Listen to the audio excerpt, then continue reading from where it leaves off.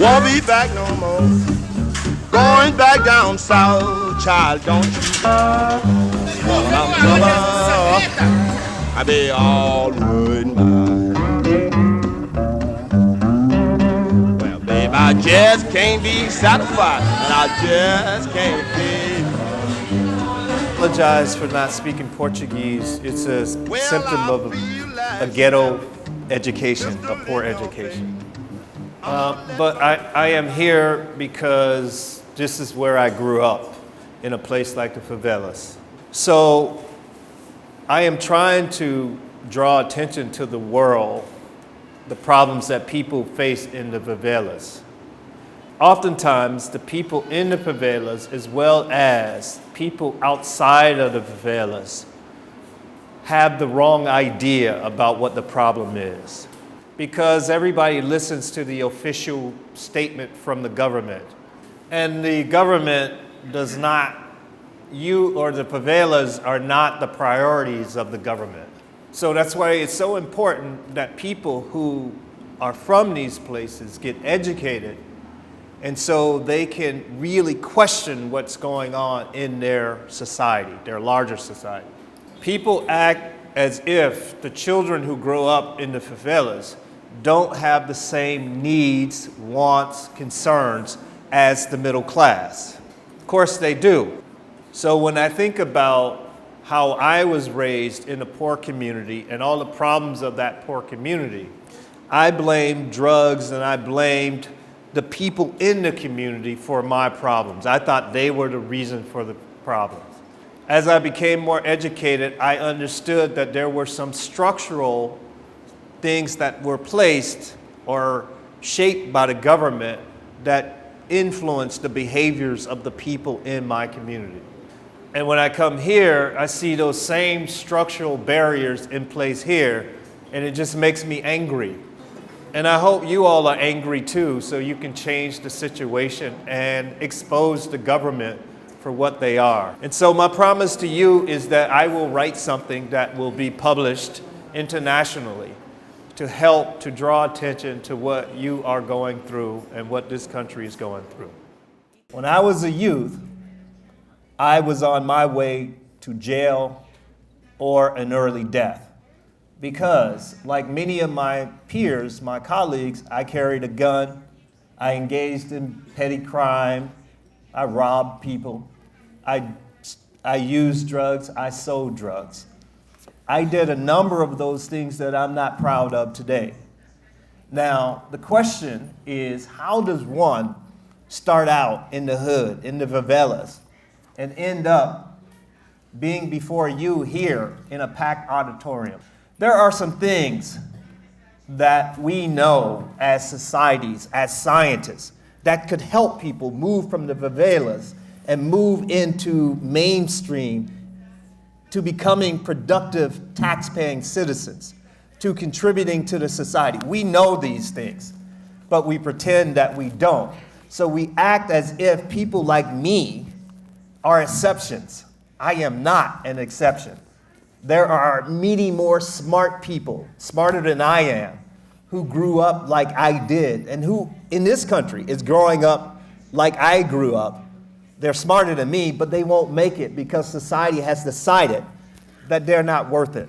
It happens in the US quite a bit where poor people have to go into the military. That's not too different. Can I get the next slide? That's not too different than what happens here in this country. This is a slide here, for example, of your military in one of the favelas in Rio, policing its own people.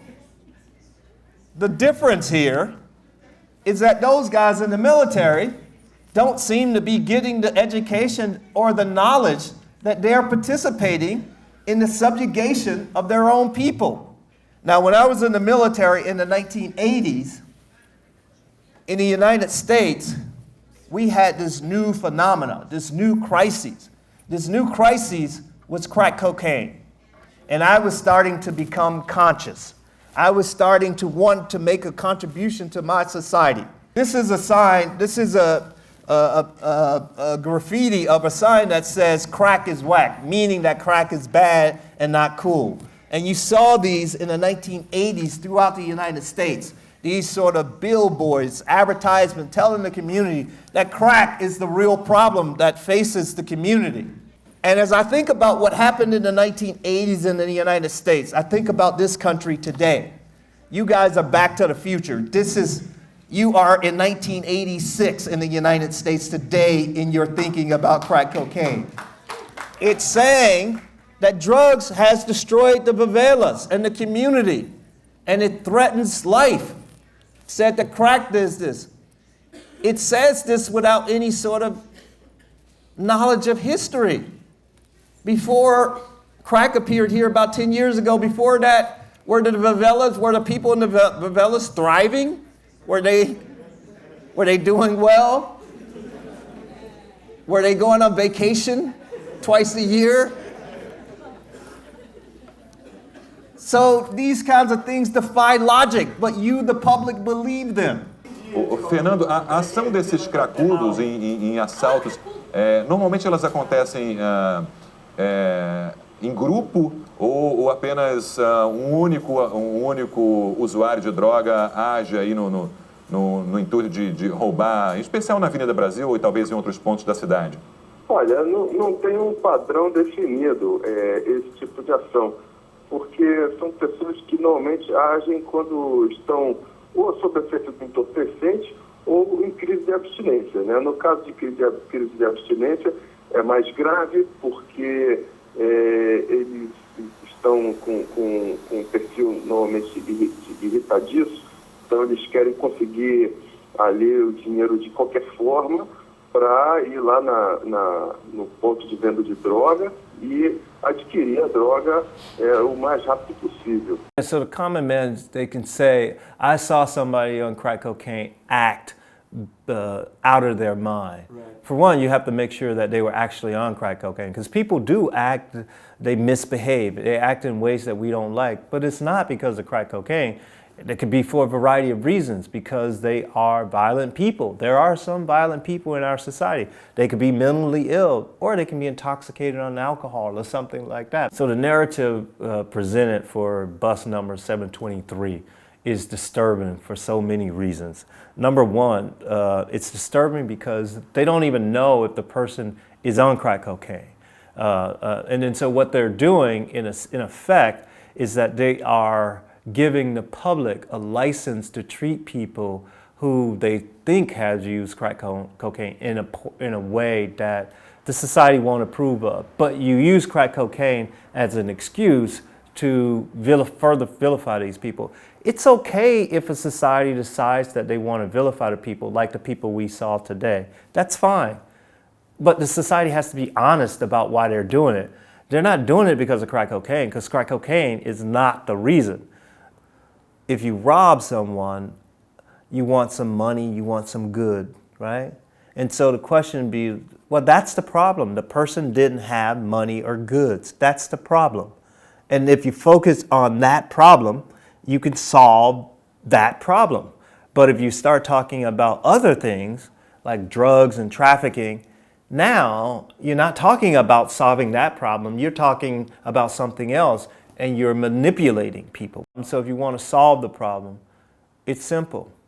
Make sure people have economic opportunities. And then if people have economic opportunities, they don't have to take other people's stuff, right? They don't have to take other people's money. They don't have to rob people. But if people have lack of economic opportunity and they see these other folks with abundance of economic opportunities, it seems rational that they would take those other people's opportunities if they can. I'm surprised it doesn't happen more often. So if we think about the profile of the typical drug user, some societies, particularly ignorant societies, think that most drug users are violent and they will engage in robbery, and that's the farthest thing from the truth. So I was expecting to find exactly what we found. Regular people behaving like regular people, people trying to make it, people trying to enjoy the fruits of being a human. That's what I was expecting. And that might require that they use drugs sometimes, they work, They argue, they play, they love, they do all those things. That's what I was expecting to find.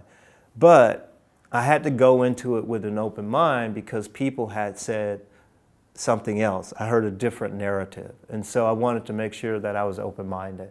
And I was open-minded. And then having seen what I saw, people being normal, I come away being angry that these kind of lies can be perpetuated even after the US's experience in the 1980s when we all know we were wrong about crack cocaine. And now Brazil is reliving our nightmare. Eu tenho consciência de que é ruim, tá me fazendo mal. I am aware that it's certo? not good, it's tipo assim, making me... não tá sendo bom para mim. It's not good for me, it's not so Eu tenho good essa for consciência, me. claro que I eu know, tenho. of course I do. Então, dessa mesma forma, In the eu same posso ter way. essa consciência de eu quero, eu posso e eu vou. I saw this on the back of a government official's car. It says, crack, it's possible to win. How does one win crack? What does that mean? Does crack now have human qualities? These are the types of illogical sort of statements that your societies and people who control the societies want you to uncritically accept. And in the process, what we do is that we stifle the development of critical thinking.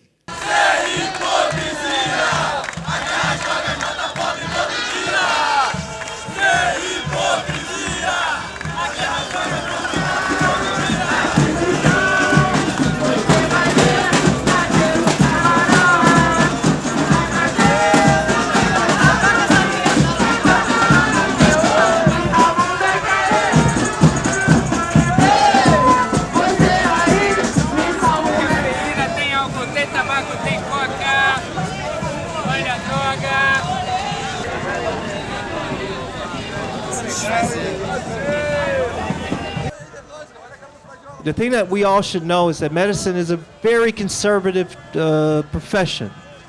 Their goal is to kind of keep the status quo in general as a profession. And they have participated for many years in this injustice. It's really an injustice. We have a potential medication that could help people. Now, everybody with every illness that marijuana might be recommended for may not be helped. But that's the case with all medications. That's why we have a number of medications to treat every ailment. You want to have different options for different people because they may not respond. And the scientific literature is replete with examples of how marijuana can be beneficial for a wide range of ailments. Any idiot that reads the scientific literature knows that. So when I see or hear physicians say that marijuana doesn't have medical benefit, they are engaged in a political conversation now. They are being political. And I find it abhorrent. My English is very bad. Well, your English just sounds better than mine. That was good. Crack was introduced in the United States in the 80s. In Brazil, 10 years later. And in this interval of time, we did nothing to educate our children about the effects of crack. And in the United States, there were any type of education about crack before it appeared? No, in the United States there was no education about crack before it appeared. Education about crack would be like saying, is there any education about smoking marijuana versus eating marijuana? There's no need for special education about crack because crack is cocaine. It's the same drug. So you want to make sure you educate people about drugs in general, and then you'll cover crack. But but we don't get that type of education even in the United States, and that's part of the goal of the book. I'm trying to provide some basic education for the general public. I think cocaine in any form can be potentially addictive, just like I think alcohol can be potentially addictive, just like I think tobacco can be potentially addictive. All of these things can be potentially addictive. But I think the most important thing about these drugs is that they are potentially powerful psychoactive compounds, and they should be treated with respect, just like we treat automobiles with respect. Because automobiles, particularly if you drive in Brazil, where traffic is outrageous, automobiles, we know we can potentially kill someone in automobiles. Could be dangerous. Same is true with drugs. You have to respect the potential power of drugs. But we know how to keep people safe with automobiles. And we also know how to keep people safe with drugs. But we have been remiss, and we just haven't shared it with the public. So when I was a child, growing up, I had heroes. My heroes were people like Malcolm X. I don't know if you all know Malcolm X. Malcolm X, Martin Luther King,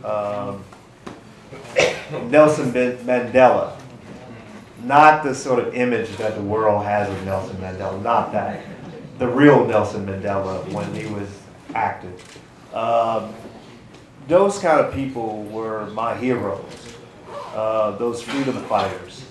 And I know that their sort of fight allowed me to get an education. And so I would be irresponsible if I had some knowledge that could help poor people and people who are voiceless. If I had some knowledge that could help those people and then I didn't share it, and I didn't do so with all of my heart, then my life wouldn't be worth living. And so that's why I do what I do. And it's not even a choice. I mean, it's not even a decision to make. It's so easy to make because I have children. And I don't want my children to look back at me and say, what the hell were you doing? All of this is going on and you didn't say anything. So I want them to do the same thing. And I'm a university professor. And I expect the same thing of my students. Or don't waste my time because I don't have time to waste with people who are not trying to change the world.